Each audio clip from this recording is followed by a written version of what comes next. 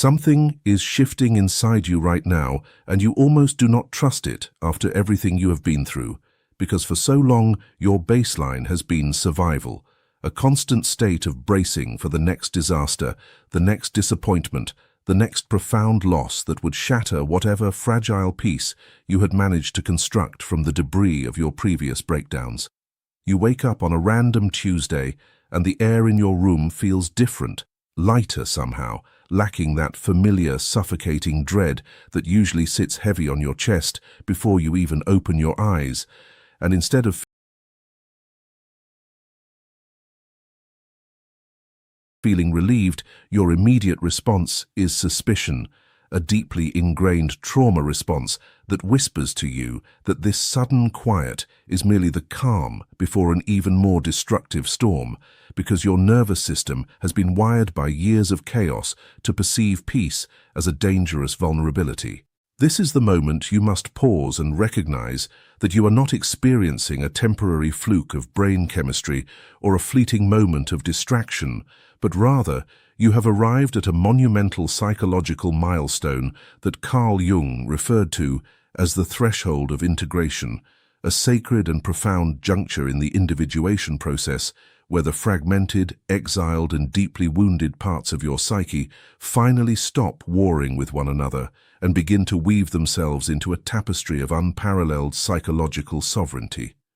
For years, you have been doing the exhausting, invisible work of shadow integration, descending into the dark night of the soul, facing the terrifying aspects of your own nature, your repressed grief, your hidden rage, the agonizing isolation of feeling fundamentally misunderstood by the world, and the sheer terror of confronting the reality that the life you were living was largely a performance designed to appease others and secure conditional love. You have been hollowed out by this process, dismantled piece by piece, until you felt there was nothing left of your original identity, wandering through an underworld of emotional chaos, where the old versions of you died painful deaths and the new version seemed impossibly far away, leaving you in a liminal space of profound emptiness where merely surviving the day felt like lifting mountains. But what you did not realize while you were in the darkest depths of that psychological breakdown is that the hollowing out was not a destruction, but a clearing, a necessary seismic shift required to make room for the authentic self to emerge from the rubble. And now, as you stand on the precipice of this new dawn, you are experiencing the deeply unsettling reality of rebuilding and integrating a self that is rooted in truth rather than trauma. If this deeply specific, deeply personal transition resonates with where you find yourself right now, if you are feeling the terrifying vulnerability of this emerging wholeness, you might find something grounding in our guide, True Self-Discovery. 24. Reflection exercises rooted in Jung's teachings designed for exactly this kind of inner meeting. It's linked below. Returning to this moment of transition, you must understand why the sudden influx of lightness, the spontaneous bursts of joy, and the absence of constant anxiety feel so incredibly threatening to you, a phenomenon that can be understood as the refusal of the return, an archetypal stage in the hero's journey where the individual, having survived the underworld, is terrified to bring their transformed self back into the ordinary world because the ordinary world no longer fits them. Your mind has been operating as a fortress for so long, constantly scanning the horizon for threats, constantly analyzing every interaction for hidden daggers, constantly managing the perceptions of others to ensure your safety, that the sudden realization that you no longer need to perform this exhausting vigilance feels like stepping out of a bunker without armor. You are experiencing the paradox of wholeness, the clinical reality that when a human being finally stops abandoning themselves, finally stops betraying their own boundaries to keep the peace, finally stops shrinking to make others comfortable, they are immediately confronted with a vast, sweeping internal silence that mimics the feeling of being utterly alone. But it is not the agonizing isolation of being rejected by others. Rather, it is the sacred solitude of finally being accompanied by yourself. Carl Jung understood that the journey towards psychological sovereignty is not an additive process where you acquire new traits, new masks, or new coping mechanisms to make yourself more palatable to society, but rather it is a deeply subtractive process, a profound stripping away of everything that is not you, the shedding of ancestral burdens, the unlearning of childhood conditioning, the relinquishing of societal expectations, until all that remains is the indestructible, authentic core of your being. This is why you are about to celebrate, not because you have achieved some external marker of success, not because you have finally accumulated enough wealth, status, or validation to prove your worth to the people who doubted you, but because you have survived the most terrifying journey a human being can undertake, the journey into the depths of one's own shadow, and you have returned not as a victim, but as a sovereign ruler of your own psychological landscape. As you integrate this truth, you will notice a profound shift in how you relate to your past. The memories that used to trigger paralyzing waves of shame or agonizing spikes of panic will begin to lose their emotional charge, becoming mere data points in the story of your evolution, a testament to what you have endured rather than a life sentence dictating your future. You will realize that the people you lost along the way, the relationships that fractured and dissolved as you began to set boundaries and demand respect, were not tragic losses, but necessary shedding of attachments that were anchored to your false self, attachments that required you to remain small, compliant, and wounded in order to maintain the connection. The grief you feel over these lost relationships is what Jungian psychology might conceptualize as clean grief, a pure, unadulterated mourning for the reality of what was, free from the toxic elements of self-blame, desperate bargaining, or the agonizing hope that you could somehow twist yourself back into a shape that would make them love you again. This clean grief washes through you like a clarifying rain, leaving in its wake a profound sense of clarity and a fierce, uncompromising commitment to never again betray yourself for the sake of another person's comfort, a realization that marks the true dawn of your psychological sovereignty. You are stepping into a phase of life where you will no longer tolerate the subtle disrespects, the passive-aggressive manipulations, or the energetic draining that you once accepted as the normal cost of human connection, because you have finally realized that your energy, your peace, and your authentic presence are sacred resources that must be fiercely protected and shared only with those who possess the depth and the integrity to honor them.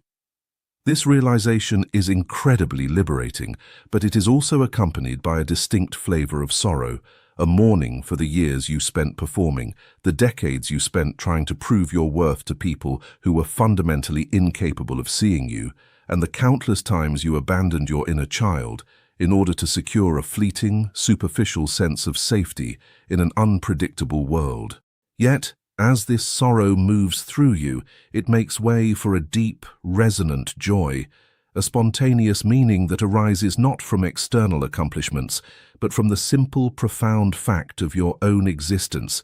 the miraculous reality that after everything you have been through, after every breakdown, every betrayal, every moment you thought the darkness would permanently swallow you, you are still here and you are finally whole.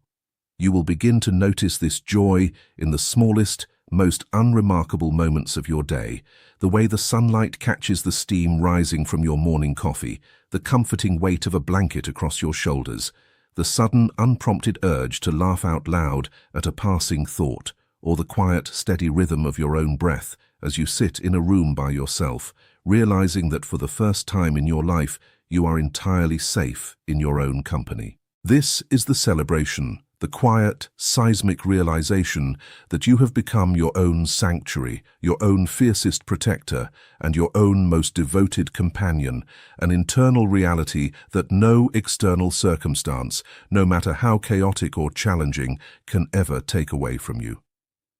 Jung taught that the ultimate goal of human life is not to achieve a state of perpetual happiness, which is a shallow and fragile illusion, but to achieve a state of robust, resilient wholeness, the capacity to hold the entire spectrum of human experience, the light and the dark, the joy and the grief, the triumphs and the failures, within a container of expansive, unwavering self-compassion. You have built this container through your suffering, through your relentless commitment to healing, through your willingness to look directly at the things that terrified you, and now that container is ready to hold the profound, authentic joy that is your birthright, a joy that is not dependent on the absence of pain, but that exists alongside it, deeply rooted in the fertile soil of your integrated psyche. So when you feel that unfamiliar lightness in your chest, when you notice that the relentless inner critic has suddenly gone quiet, when you find yourself smiling for no apparent reason, do not contract in fear. Do not listen to the trauma response that tells you to brace for impact, but instead take a deep breath, soften your shoulders, and give yourself the radical, life-altering permission to simply let the joy in, to trust the peace, and to acknowledge the magnificent, awe-inspiring truth that the war inside you is finally over and you have won. This is the ultimate destination of the individuation process, the moment when the mask falls away completely and you stand naked in the light of your own truth, no longer apologizing for your existence, no longer begging for a seat at tables where you were never meant to sit, and no longer allowing the unhealed wounds of others to dictate the trajectory of your life. You are about to celebrate because you have finally realized that you are the authority of your own life, the author of your own story, and the architect of your own destiny, possessing a psychological sovereignty that commands respect not through force or manipulation, but through the quiet, undeniable power of absolute authenticity. The world will respond to this shift. People will look at you differently. Some will be drawn to the profound grounding of your presence, seeking the warmth of your integrated light, while others, those who are still deeply entrenched in their own shadows, may feel threatened by your refusal to play the old games, your refusal to participate in the toxic dances of codependency and trauma bonding that characterize so much of human interaction.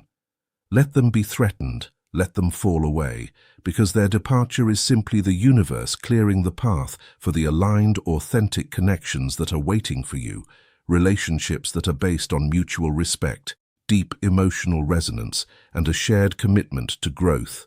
Relationships that will celebrate your wholeness rather than exploiting your brokenness. As you navigate this new terrain, you must remember that healing is not a linear destination.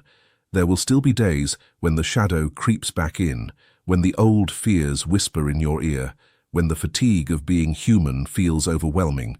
But the difference now is that you will no longer identify with those shadows. You will observe them with the compassionate detachment of a seasoned traveler who knows the landscape, understanding that a passing storm does not mean the sky has permanently disappeared.